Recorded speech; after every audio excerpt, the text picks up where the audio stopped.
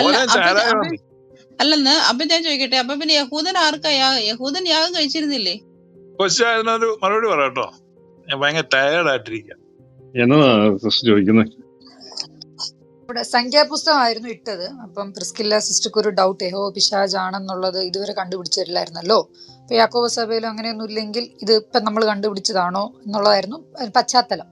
Pastor ഈ വചനം ഈ പറഞ്ഞു പിശാച് എന്ന് സിസ്റ്റർ പറഞ്ഞാൽ ആദ്യമായിട്ട് അങ്ങനെ വായിക്കും. നമ്മൾ എടുക്കണ്ട, അത്ര ആളത്ര വെടുപ്പല്ലായിരുന്നു അത്രയും കണ്ടച്ചു. അപ്പൊ അതിന്റെ വചനം ഇട്ട് കൊടുത്തപ്പം സിസ്റ്റർ ഇപ്പൊ ചോദിച്ച ചോദ്യം, അങ്ങനെയാണെങ്കിൽ ഇത് തന്നെയാണോ യഹൂദന്മാരുടെ ദൈവം? അതാണ് ചോദ്യം. അതാണ് ഇപ്പൊ നിൽക്കുന്ന ചോദ്യം. ഈ പറഞ്ഞ യഹോവ ഇതില്ലേ, ഈ മദ്യവും ഇതും കുറച്ച് വചനം സിസ്റ്റർ ഇപ്പൊ വായിച്ചു, സിസ്റ്റർ ഇപ്പൊ ഞെട്ടിയിരിക്കുക. അപ്പൊ ഇത് തന്നെയാണോ യഹൂദന്മാരുടെ ദൈവം എന്നുള്ളതാണ് ലാസ്റ്റ് നിൽക്കുന്ന ചോദ്യം. Over to you. യഹൂദന്മാരെന്ന് പറയുമ്പോ അതിനകത്ത് പല ചേരികളുണ്ടെന്നേ. അതിൽ ഒരു ചേരിയാണ് ഈ യഹോവേനെ നമ്മളെ മദ്യമൊക്കെ കൊടുത്ത് അബ്രാമിന്റെ പാരമ്പര്യം പ്രീതിപ്പെടുത്തുന്നത്. പറഞ്ഞാൽ മതി. അബ്രാമിന്റെ പാരമ്പര്യം ക്രിസ്ത്യാനികൾ എടുക്കുന്നത്. അവിടെ അതെ മൽക്കീസദേക്കാന്ന് ഞാൻ പറയുകയായിരുന്നു. അപ്പൊ വീഞ്ഞുങ്ങളുടെ ആഘോഷമാണ്. അതെ, അവിടെ ആടിന്റെ കുറവും പശുവിന്റെ കുറവൊന്നും ഇല്ല അവിടെ. അപ്പൊ വീഞ്ഞുകളാണ്. അപ്പൊ അബ്രഹാമിന് അതിനോടായിരുന്നു താല്പര്യം. അതൊക്കെ മനസ്സിലായോ? അത്യുന്നതനായ ദൈവത്തിന്റെ പുരോഹിതനായിരുന്നു മൽക്കീസേദെക്ക്. അപ്പൊ നമ്മൾ ഈ കാണുന്ന പോലെ ഇങ്ങനെ ഒരു യഹോവ ഒരു കൂട്ടം ജനങ്ങൾ അതിനെ ആരാധിക്കുന്നു, അങ്ങനെയല്ല. അവിടെ പല ഡിവിഷൻസ് ഉണ്ട്. അത് മനസ്സിലാക്കാൻ പറ്റുന്നുണ്ടോ? ഓക്കെ, പല ഡിവിഷൻസ് ഉണ്ട്. അതുകൊണ്ട് പക്ഷെ അവരവരുടെ ദേവാലയത്തിലാണല്ലോ ഈ സംഭവങ്ങളൊക്കെ ചെയ്തിരുന്നത്, ഈ പറയണ യാഗമൊക്കെ ചെയ്തിരുന്നത് ഈ യെരൂശലേം ദേവാലയത്തിലല്ലേ? നമുക്ക് ലേവ്യ പുസ്തകം 16 വായിക്കുമ്പോ അവിടെ യഹോവയ്ക്കും അവിടെ അസസ്സേലിനും വേണ്ടിയിട്ട് ആടിന് ചീട്ടിടുന്നുണ്ട്. വായിച്ചിട്ടുണ്ടോ ഭാഗം? ഞാൻ വായിച്ചിട്ടുണ്ട്. ആ പോർഷൻ ഏത് റെഫറൻസ് എനിക്ക് ഓർമ്മയില്ല. അത് 16-ാം അധ്യായം, ലേവ്യ പുസ്തകം 16.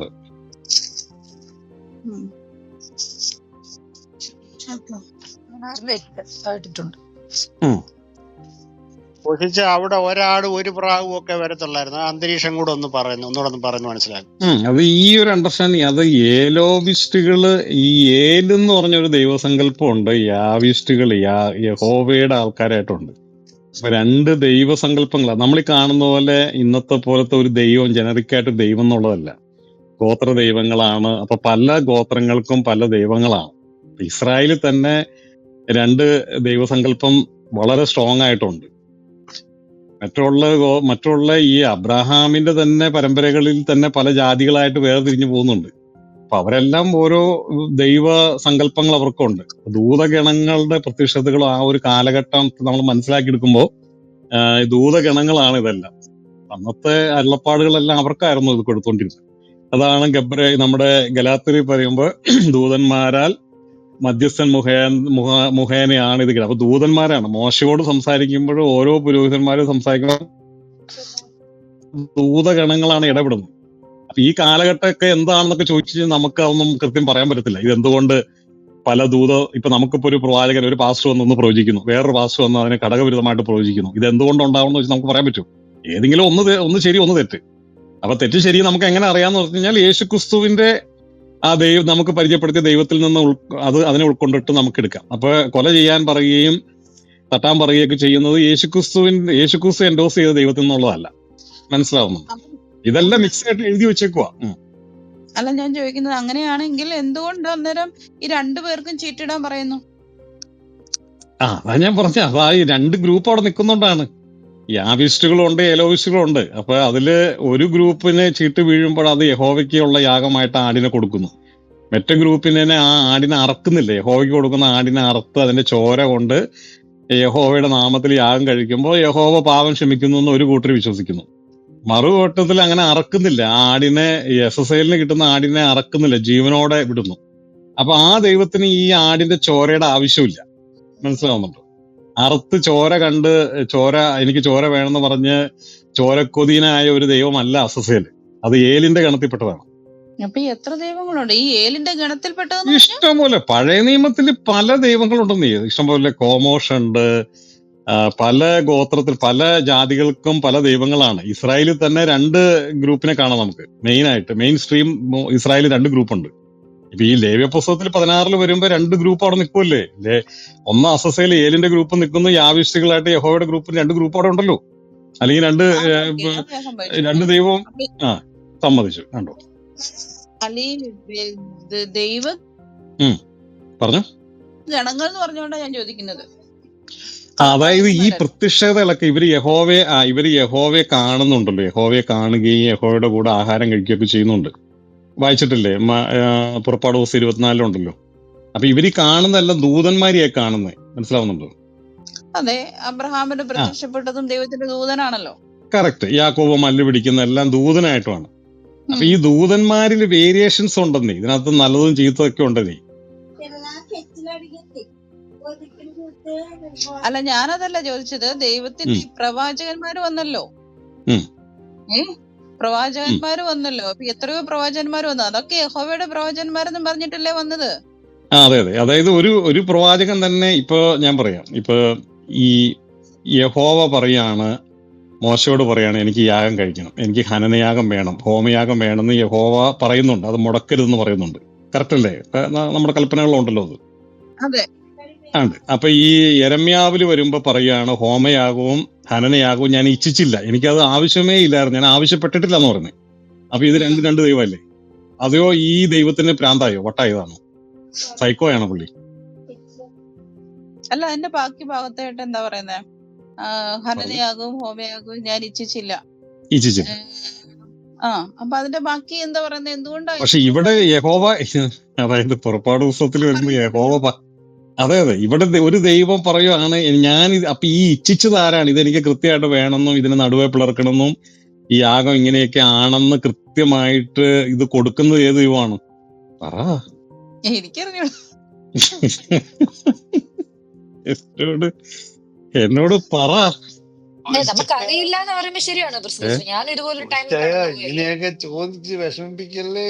ചോദിക്കുമ്പോ എല്ലാവർക്കും ഇല്ല, ഇതിലൊക്കെ കഴിവ് മനസ്സിലാക്കാൻ എന്നൊക്കെ പറഞ്ഞ വേറൊരു ലെവലാണ്.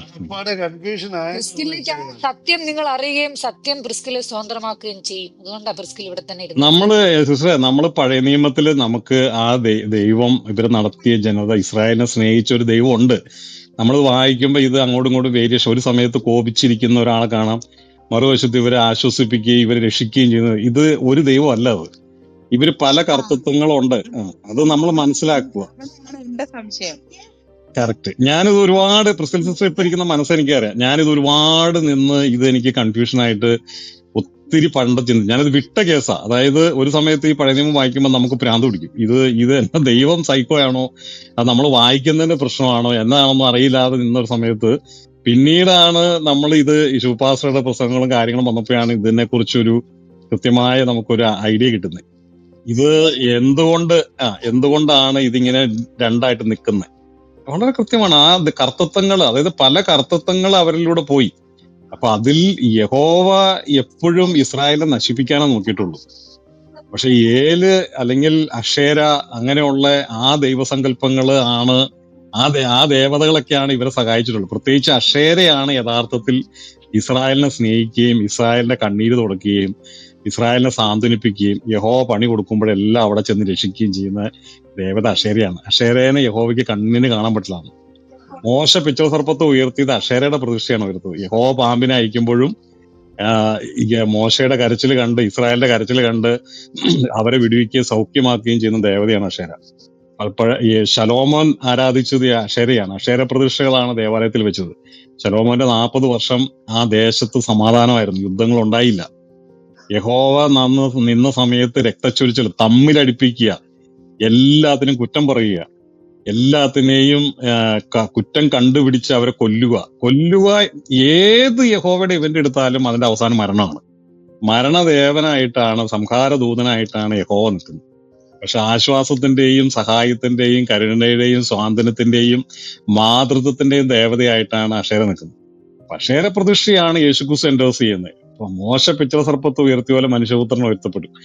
യേശുക്രിസ്തു യെരൂശലേമിലേക്ക് ചെല്ലുമ്പോൾ, ദേവാലയത്തിലേക്ക് ചെല്ലുമ്പോൾ അവരെ ഈ ഒലിവിന്റെ കൊമ്പുകളിട്ട് വീശുകയും, ഈ ആരാധന അക്ഷേരയുടെ ആരാധനയാണ്, അക്ഷേരയുടെ വർഷിപ്പാണത്. അല്ലാതെ കാളയുടെ കുറവ് ഇട്ട് ചോര ചീറ്റിച്ച് ചാരായം ഒഴിപ്പിച്ച് മൃഗീയവും പൈശാചികവുമായിട്ടുള്ള ആരാധന രീതിയല്ല അക്ഷേരയുടെ. ഈ സങ്കല്പത്തെ. പക്ഷെ യാവിസ്റ്റുകൾ പിന്നീട് ഇതിനെല്ലാം വെട്ടിമൂടി ഇതിനെ ഈ ബൈബിളിൽ ഒരുപാട് തിരുത്തുകൾ വരുത്തിയെങ്കിലും കർത്താവിന്റെ ദൈവത്തിന്റെ കൈവപ്പ് പോലെ ഇതിനകത്ത് ഒരുപാട് സ്ഥലത്ത് ഇവർക്ക് തേച്ചു മായ്ച്ച് കളയാൻ പറ്റിയില്ല. നമ്മൾ അവിടെ പോയി ആ ക്രൈം സീനിൽ പോയിട്ട് ഇതിന്ന് പൊക്കിയെടുക്കുകയാണ് ഓരോന്ന്. സൂക്ഷ്മതയോടെ വായിച്ചാൽ ഇത് മനസ്സിലാക്കാൻ പറ്റും. 12 ഗോത്രങ്ങള്. ഒരു കാര്യം ചോദിച്ചോട്ടെ, ഈ ചോദിച്ചു.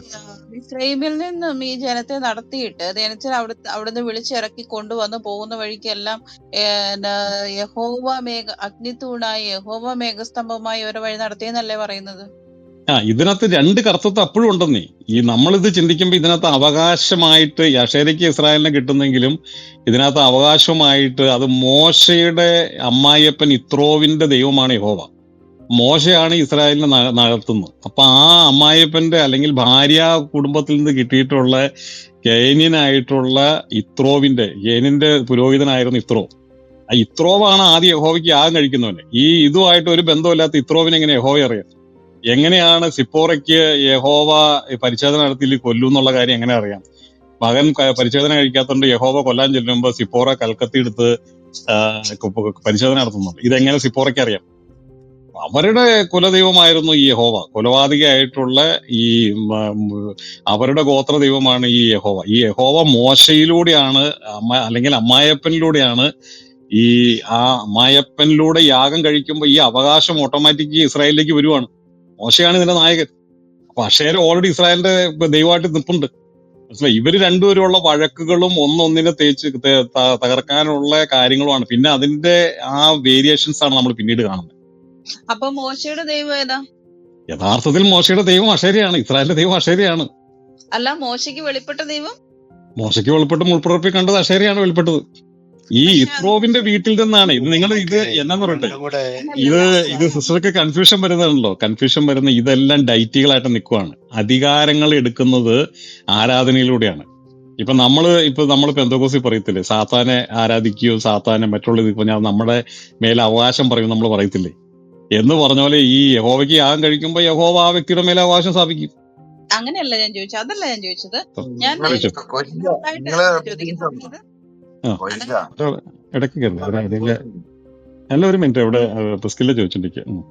അതായത് മോശയെ സീനായി മലയുടെ മുകളിലോട്ട് വിളിപ്പിച്ച് മോശയ്ക്ക് കൽപ്പന കൊടുത്ത് മോശയെ തിരിച്ചിറങ്ങി വന്ന ആ ദൈവം ഏതാ ദൈവം? ഈ കൽപ്പലക തന്നെ 2 കൽപ്പലകയുണ്ട് സിസ്റ്ററെ. അതിനകത്ത് 10 കൽപ്പലകയിൽ 4 കൽപ്പലക യഹോവയുടെയും 6 കൽപ്പനകള് അക്ഷരയുടെയാണ്. നിങ്ങൾ ഇതിന്റെ കൃത്യമായിട്ട് അതുകൊണ്ട് യേശുക്രിസ്തുവിനോട് ചോദിക്കുന്നുണ്ട് ഏതാണ് വലിയ കൽപ്പന എന്ന് ചോദിക്കുമ്പോൾ യേശുക്രിസ്തു അക്ഷരയുടെ 6 കൽപ്പനയെ പറയുന്നുള്ളൂ. ബാക്കി 4 കൽപ്പന യേശുക്രിസ്തു പറയാത്തത് എന്ത്? 10 കൽപ്പനയില് 4 കൽപ്പന, അതായത് നിനക്ക് അന്യ ദൈവങ്ങൾ നിനക്കുണ്ടാകരുത്, നിന്റെ ശബത്ത് ഇത് ആചരിക്കണം, ഇങ്ങനെയുള്ള കാര്യങ്ങൾ എടുക്കുന്നില്ല. അമ്മയപ്പന്മാരെ ബഹുമാനിക്കുക, നിന്റെ കൂട്ടുകാരനെ സ്നേഹിക്കുക, ഇതുപോലത്തെയുള്ള 6 കാര്യങ്ങളാണ്. സഹോദരനെ സ്നേഹിക്കുക, ഇതൊക്കെയാണ്. നിന്റെ അയൽവക്കാരനെ സ്നേഹിക്കുക, ഇതൊക്കെയാണ് യേശുക്രിസ്തു പറയുന്നത്. 6 4 എടുക്കുന്നില്ല. കൊല ചെയ്യരുതെന്നുള്ളത് അക്ഷരയുടെ കൽപ്പനയാണ്. പക്ഷെ യഹോവ കൊല ചെയ്യാൻ പറയുന്നുണ്ട്. യഹോവയാണ് കൊല ചെയ്യുന്നുള്ള കൽപ്പന കൊടുത്തെങ്കിൽ യഹോവ ഒരിക്കലും കൊല ചെയ്യാൻ ആഹ്വാനം ചെയ്യത്തില്ല. ഈ കൽപ്പന കൊടുത്തിട്ട് താഴോട്ട് വരുമ്പോ തന്നെ ഈ കൊല ചെയ്യരുന്നുള്ള അക്ഷരയുടെ കൽപ്പനയെ ലംഘിക്കാനായിട്ടാണ് ഇവരോട് പറയുന്ന കൊന്നോളം പറഞ്ഞു. 3000 പേരെ 10 കൽപ്പന കൽപ്പനകൾ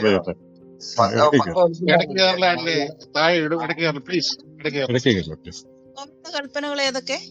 യഹോവയുടെ കൽപ്പനയാണ് 4. 6 ഈ യേശുക്രിസ്തു എൻഡോസ് ചെയ്യുന്ന ഒരു മിനിറ്റ്, യേശുക്രിസ്തു പറഞ്ഞ 6 10 കൽപ്പനയും പറയാത്തതിന്റെ കാരണം എന്താണെന്നറിയോ? പറയാത്തതിന്റെ കാരണം പറഞ്ഞു. എന്തുകൊണ്ടാണ് അതാണ് പറഞ്ഞത്. ഓക്കെ, അത് പ്രിസ്കില്ല ചോദിച്ച ചോദ്യം മനസ്സിലായോ? അപ്പൊ യേശുക്രിസ്തു എടുക്കുന്ന കൽപ്പന അക്ഷരയുടെ 6 കൽപ്പനയാണ് എടുക്കുന്നുള്ളൂ. ബാക്കി 4 മനഃപൂർവ്വമായിട്ട് ഒഴിവാക്കി വിടുന്നുള്ളൂ. അല്ല, അത് ഏതൊക്കെയാന്ന് ഞാൻ ചോദിച്ചത്. ഞാൻ യേശുക്രിസ്തു പറഞ്ഞ കൽപ്പനകൾ ഏതൊക്കെയാന്ന് എനിക്ക് ഓർമ്മയില്ല. ഞാനത് ഇനി അത് നോക്കണം. അതുകൊണ്ട് നിന്റെ കൂട്ടുകാരനെ നിന്നെ പോലെ സ്നേഹിക്കുക, മാതാപിതാക്കളെ ബഹുമാനിക്കുക, കൊല ചെയ്യരുത്, കൊല ചെയ്യരുത്, മോഷ്ടിക്കരുത്, കള്ളസാക്ഷ്യം പറയരുത്. മോറൽ ആയിട്ടുള്ള 6 കാര്യങ്ങൾ. മറ്റേ ദൈവമായിട്ട് ബന്ധപ്പെട്ട് ഞാനല്ലാതെ വേറൊരുത്തരും നിനക്ക് ഉണ്ടാകരുത്, അന്യദൈവങ്ങൾ ഉണ്ടായിരുന്നു. അത് യഹോവയുടെ ഇൻഫ്യൂരിറ്റി കോംപ്ലക്സിൽ യഹോവ പറയുന്ന, പുള്ളിക്ക് അറിയാം ഈ അക്ഷരം ഉണ്ടെന്നുള്ളത്. അല്ല അത് ഈ യേശു യഹോവയെ സംബന്ധിച്ച് പറയുന്നുണ്ടല്ലോ. പറഞ്ഞോ. അല്ല യേശുക്രിസ്തു ആ കൽപ്പന നിന്റെ ദൈവമായ കർത്താവ് ഞാനാവുന്നു, ഞാനല്ലാതെ അന്യ ദൈവങ്ങൾ നിനക്കുണ്ടാകരുത്. രണ്ടാമത്തെ അതിനോട് സമം അത് നിന്റെ അത് അങ്ങനെ ആ യേശു പറയുന്നില്ല കേട്ടോ. യേശു യേശുക്രിസ്തു അങ്ങനെ പറയുന്നില്ല. പറയുന്നില്ല. ഏ ഏ ദൈവത്തെ അതാ സ്നേഹിക്കണമെന്നാ അതാ പറയുന്നത്. പറഞ്ഞ നമുക്കുണ്ടല്ലോ ഈ ഒത്തിരി കാര്യങ്ങള് അങ്ങനെയൊക്കെ ഉള്ളെന്ന് തോന്നും ഈ പ്രസംഗമൊക്കെ കേട്ട്. അല്ലെന്നേ. അതുകൊണ്ട് അല്ല സ്വന്തമായിട്ട് ബൈബിൾ പ്രസംഗം വായിച്ചു കേട്ടല്ല, നോക്കണമെന്ന് നമ്മളങ്ങനെ ഞാനും അങ്ങനെ ഉണ്ട് വായിച്ചിട്ടില്ലേ? എന്നാ പ്രിസ്കില. പിന്നെ പക്ഷെ അതിന്റെ യേശുക്രിസ്തു അല്ല പറഞ്ഞ അങ്ങനെ കോണ്ടെക്സ്റ്റ് എന്താ ഇല്ലെന്ന്. പറഞ്ഞ പോഷന് അതെന്ന് അതിന്റെ പറഞ്ഞേ? കോണ്ടെക്സ്റ്റ് വ്യത്യാസം. ഞാനോ നിങ്ങളോട് ഏത് പറയുന്നത് ഭാഗത്താ അത് പറഞ്ഞിട്ട് പറയുന്നത്? എല്ലാവരും കൂടെ ഇടപെടാതെ ഒരാൾ പറ. അത് അങ്ങനെ എല്ലാരും കയറി വേളം വെക്കാതെ. അങ്ങനെ ഇല്ല കേട്ടോ, അങ്ങനെ ഇല്ല. വെറുതെ ഇല്ലില്ല. നമ്മൾ ഓക്കെ ആയിക്കോട്ടെ. ഇല്ലെങ്കിൽ ആ പറയുന്ന പോഷന് എന്ന് പറയാവോ? ഏത് അതായത് അത് യേശുക്രിസ്തുവിനോട് ഞാൻ പറഞ്ഞു പറയാം. കൊടുക്കുന്നത്. ന്യായപ്രമാണത്തിലെ മുഖ്യ കൽപ്പന ഏതെന്ന് ചോദിക്കുമ്പോൾ നിന്റെ ദൈവമായ കർത്താവിനെ പൂർണ്ണ ഹൃദയത്തോടെ സ്നേഹിക്കണം എന്നുള്ളതാണ് ന്യായപ്രമാണത്തിലെ മുഖ്യ കൽപ്പന എന്ന് പറഞ്ഞിട്ടുണ്ട്. അത് യേശു ഉത്തരം പറഞ്ഞു, ഒരു ചോദ്യത്തിന് ഉത്തരമായിട്ട്. അല്ലാതെ ഈ ആദ്യത്തെ 4 കൽപ്പന എടുത്തില്ല. മോശയോട് 2 കൽപ്പലക വെട്ടിക്കൊണ്ട് എല്ലാം പറഞ്ഞു. കാരണം അവിടെ 2 കർത്താക്കന്മാരുണ്ട്. 2 കർത്താക്കന്മാരുടെ കൽപ്പന 2 കൽപ്പലയിൽ എഴുതി കൊടുത്തു. അവിടെ വരെയാണ് കോശിച്ചായൻ പറഞ്ഞു നിർത്തിയത്. ഈ കോശിച്ചായൻ പറയുന്നൊന്ന് ശ്രദ്ധിച്ച് കേക്ക്, എന്നിട്ട് തീർന്നിട്ട് മറുപടി ചോദ്യം ചോദിക്കേ.